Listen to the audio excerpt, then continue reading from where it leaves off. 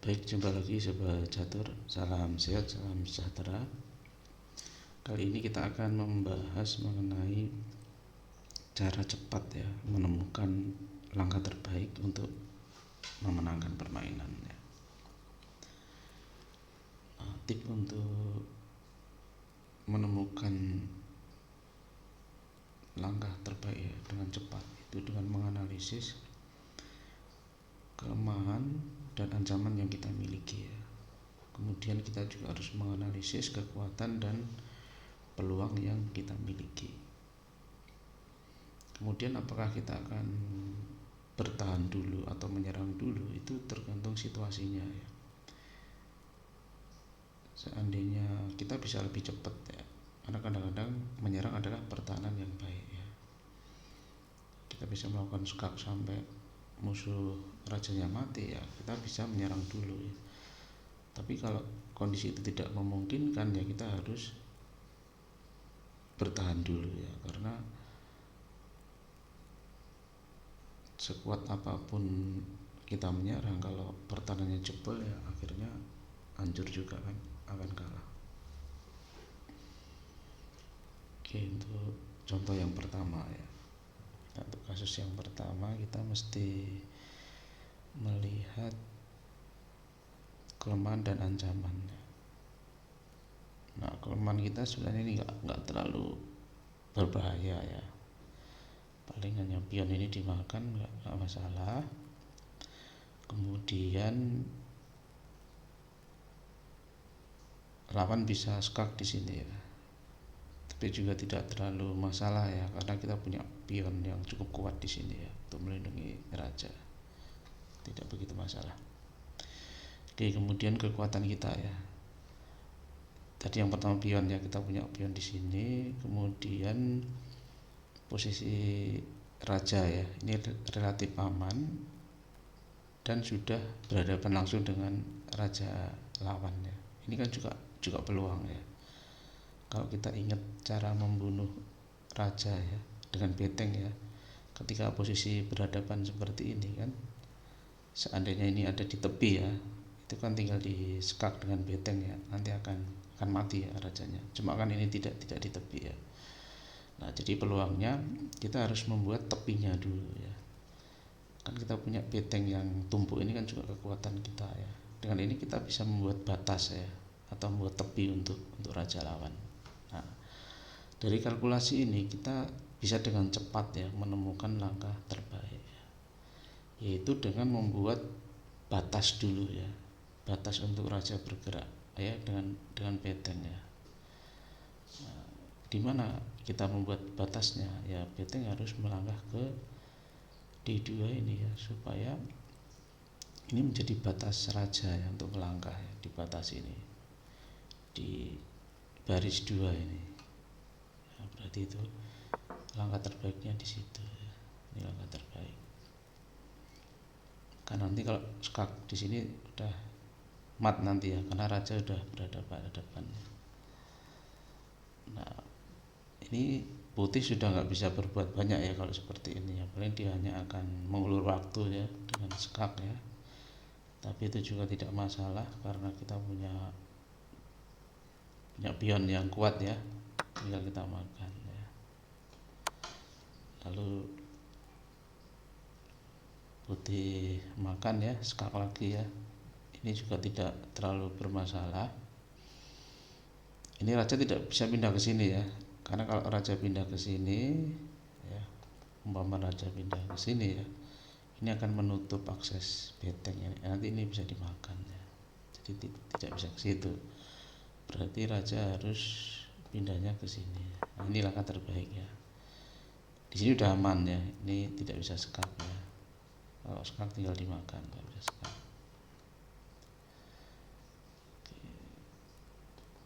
Jadi umpama dia skak ya, tinggal kita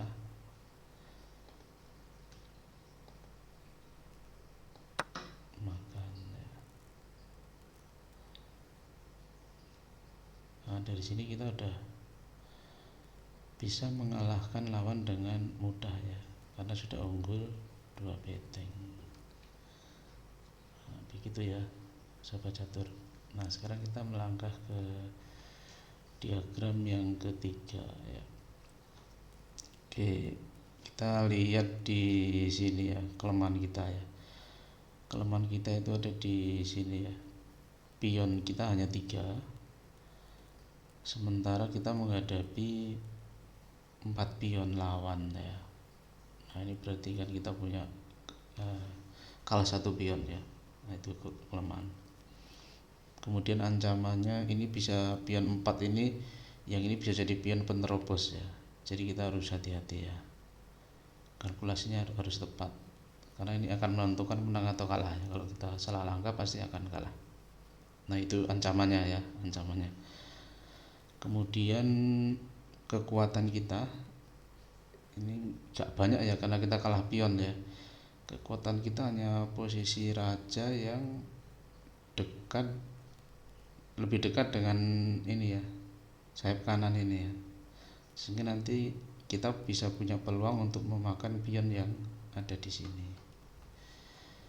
Nah untuk itu langkah terbaik kita adalah cepet-cepetan ini ya, untuk memenangkan pion yang ada di sayap kanan ini, sehingga raja harus melangkah ke sini ya, F5 ini. Nah raja harus ke situ.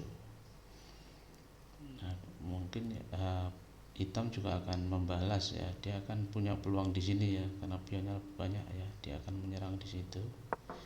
Dia maju pion. Nah ini langkah kritis ya. Kalau kita salah melangkah, kita bisa kalah ya.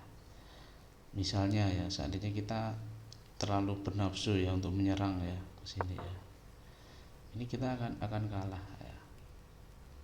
Putih akan kalah. Nih, grafiknya langsung turun ya. Ini sini ya, berarti putih ini 90% akan kalah ya. Kenapa? Karena ini pion akan maju ya. Nah ini putih sudah kalah kalau posisi seperti ini. Kenapa? Kalau kita misalnya makan ini ya, terlalu nafsu ya, nah dia akan makan ini kan, ini jadi ini pionnya kan, putih akan kalah.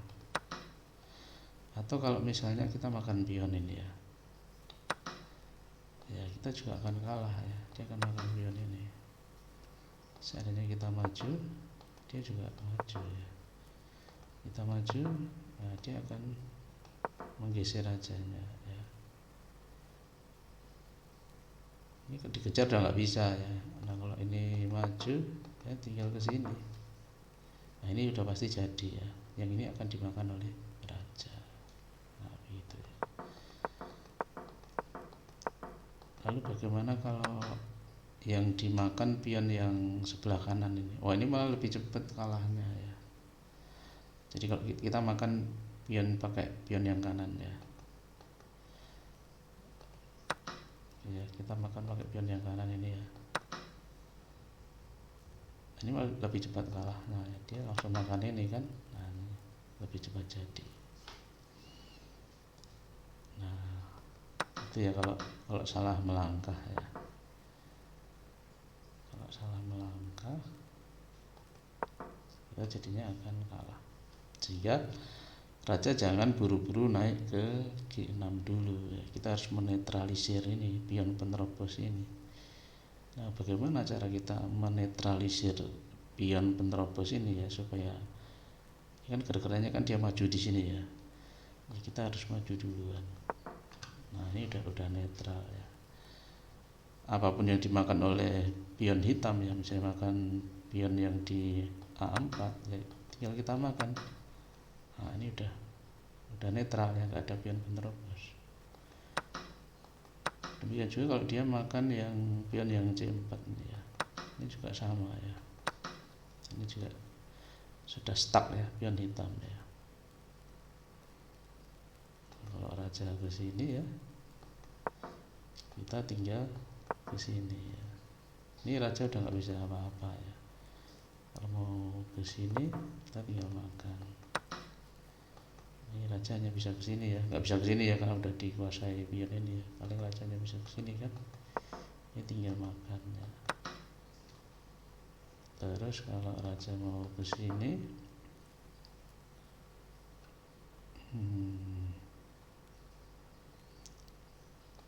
Sini kita bisa maju pion ya, dia makan, kita makan, dia minggir dulu untuk memberikan jalan pion, kita maju ya, ini maju ya, putih tetap menang ya. Nah, ini grafik juga menunjukkan ya, putih akan menang. Itu ya sobat catur untuk diagram yang ketiga ya. Oke, sekarang untuk latihan yang keempat ya, latihan yang keempat. Nah, ini kita lihat posisi kita, kelemahannya hampir tidak ada ini ya, aman-aman aja ya, karena semua perwira terlindungi ya, ini terlindungi, ini juga terlindungi dengan pion ya. Raja juga relatif aman ya. Nah, di sini juga yang banyak kita malah peluang menyerang ya. Kekuatan kita yang pertama beteng ini ya, beteng ini langsung berhadapan dengan raja ya, jadi bisa melakukan skak ya dengan makan pion. Kemudian gajah ini juga menguasai diagonal ini, lalu menteri juga udah siap-siap ya, ini menguasai file kosong ini ya. Kemudian gajah ini juga langsung ya menembus ke jantung raja ya, itu peluang kita ya. Cuma pion ini kan dijaga oleh pion yang ada di F7 ini.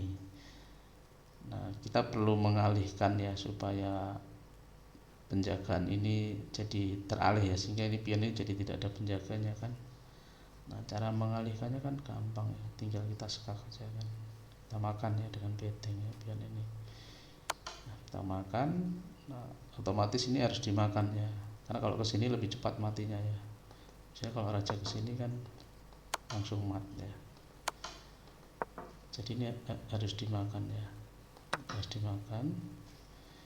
Kalau dimakan kita tinggal skak ya pakai gajah ya, jangan pakai gajah. Oke, ini juga bisa sebenarnya, kita pakai gajah. Nanti kalau raja hanya bisa ke sini nggak bisa ya, ke sini nggak bisa, ke sini juga nggak bisa ya, paling raja hanya ke sini. Nah, kalau raja melangkah ke situ kita tinggal pindahkan gajahnya, ini skakmat ya, raja udah nggak bisa kemana-mana. Nah, oke, itu ya sobat catur untuk diagram yang ke berapa ya, ketiga ya. Nah, sekarang untuk latihan yang keempat ya, latihan yang keempat. Oke, kelemahan kita dulu ya.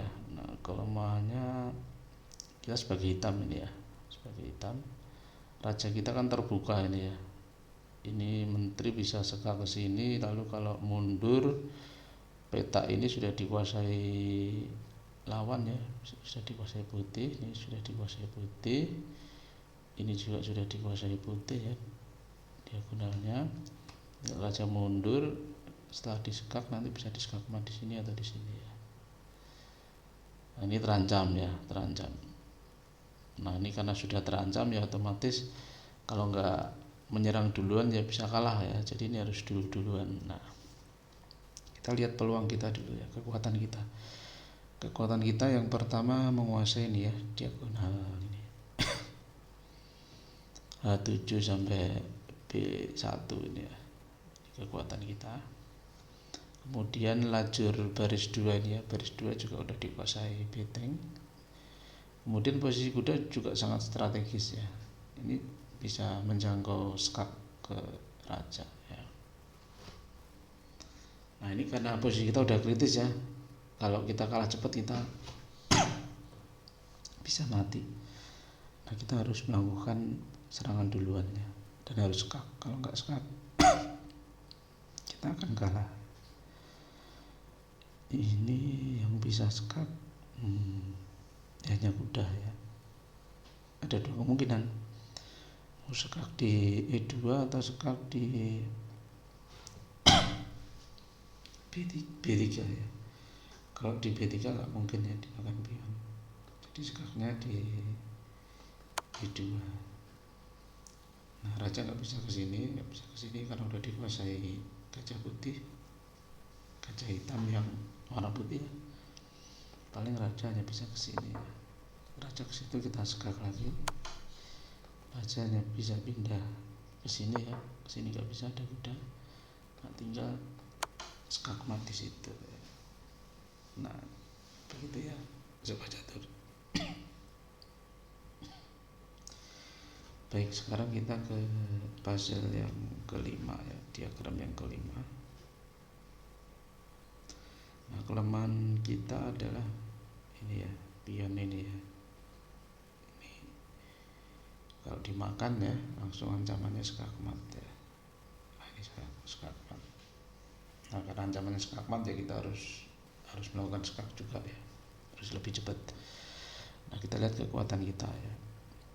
Yang pertama beteng ini ya, langsung berhadapan dengan raja. Kemudian beteng ini juga menguasai file setengah kosong ini ya. Yang kalau pion ini tidak ada ya, kalau pion ini hilang, ini bisa tembus sampai ke sini ya, sampai ke F8 ya. Nanti menteri bisa skak ke sini ya, untuk membunuh raja ya. Oke, berarti dari situ kita langsung bisa menemukan langkah terbaik ya. Karena kalau kita tidak melakukan skak, kita akan mati skak di sini, sehingga jalan satu-satunya adalah skak ya. Nah skaknya adalah beteng makan pion ya. Sebenarnya menteri bisa skak ke sini, cuma bisa ditutup dengan beteng ya, karena lawan punya kekuatan di sini kan. Jalur ini kan sudah dikuasai lawan ya. Jadi kalau kita skaknya dari sini ya mudah ditutup oleh pihak lawan ya. Jadi kita skak di sini, dimakan pion tidak masalah ya, karena ini jadi membuka akses beteng ya, dan memang itu yang kita inginkan ya. Lalu kita bisa melakukan skak dengan menteri ya. Skaknya harus dengan menteri ya, jangan dengan beteng ya, karena kalau dengan beteng nanti raja bisa lari ya ke sini ya. Oke, kita skak dengan menteri. Nah, raja hanya bisa ke ini D7 ya, karena diagonal ini sudah dikuasai oleh putih ya, sudah kita kuasai. Nah, langkah selanjutnya tinggal skak pakai beteng. Nah karena baris ketujuh ini sudah dikuasai, sudah kita kuasai, dan diagonal ini juga sudah kita kuasai, raja hanya bisa ke sini. Nah, ini sekaligus menutup akses beteng, komunikasi beteng ya, sehingga kita bisa makan beteng yang di C8 ya. Nanti kalau raja pindah ya, kemanapun dia pindah, misalnya ke sini ya, kita tinggal makan betengnya ya, dan nanti putih akan menang dengan mudah ya. Begitu ya sobat catur ya, cara cepat kita untuk menemukan langkah terbaik ya. Yang pertama kita harus menghitung kelemahan kita, ancamannya apa, kemudian kekuatan kita apa, lalu peluangnya apa ya, lalu kita manfaatkan peluang itu untuk memenangkan permainan ya. Demikian sobat catur, semoga bermanfaat dan sobat catur semakin bagus ya mainnya, sehingga bisa lebih sering menang ya, dan akhirnya akan sukses nanti. Oke, terima kasih.